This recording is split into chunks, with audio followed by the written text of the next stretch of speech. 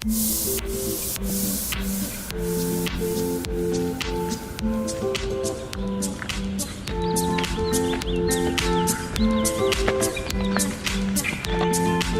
we just finished with a 4-day windstorm, very cold temperatures, and today it feels completely the opposite, like the temperature's going to go off the scale in the high temperatures.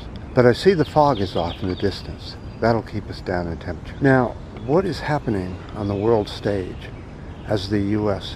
demands things from different countries, what you will and will not do? Unbelievable arrogance. But you know something? Today, I'm not talking about that. Let's get on with the hike.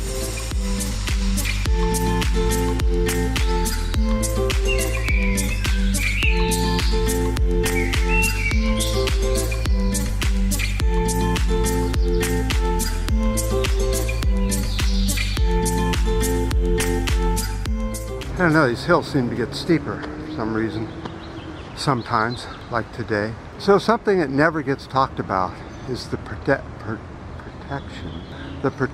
of biodiversity around the world and how it's done. So countries put up areas that look pretty and they say, we'll turn this into a park or a nature sanctuary. But the truth is that these areas are heavily used by industry. So 90% of all the protected areas on the planet have been degraded by different industries in different places. That's 2.3 million square miles of destruction in these protected areas. So what are the big causes of destruction in these areas? Well, of course, logging, oil exploration, gas exploration, mining, and of course infrastructure, roadways, dirt roadways, places for pipes to run, all the infrastructure that's built for all these pads for fracking, destroying everything underneath the ground and above it.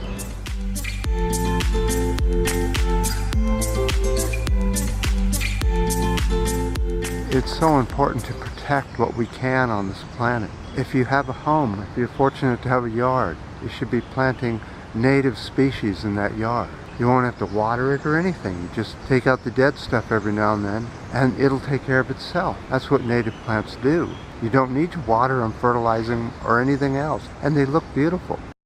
But the agriculture industry has sort of destroyed the native plant as being a good plant in your yard, and I don't understand why that is.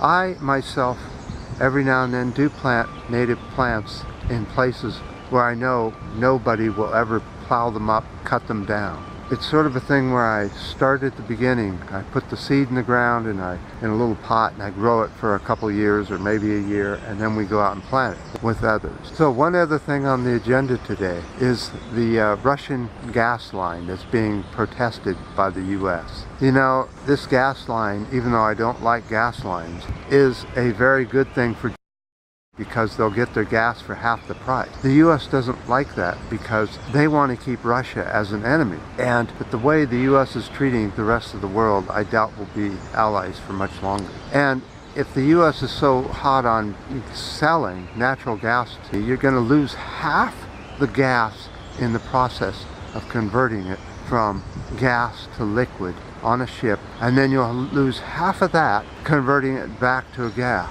Makes no sense. Absolute insanity by the mob. That's mob thinking. That's something that people in the U.S. need to work on, is getting control of their world as if it's somebody. It is my country, and I'm doing everything I can to change it. The biggest thing we can do right now, other than plant native plants, is plant new political, uncorrupted parties in our country. Don't you think? Huh?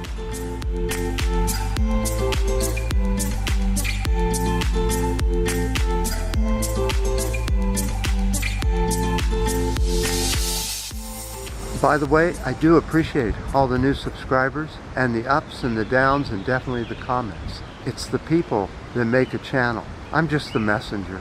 Pretty boring, aren't I? I don't get many watchers, but I appreciate the ones I get, and until next time.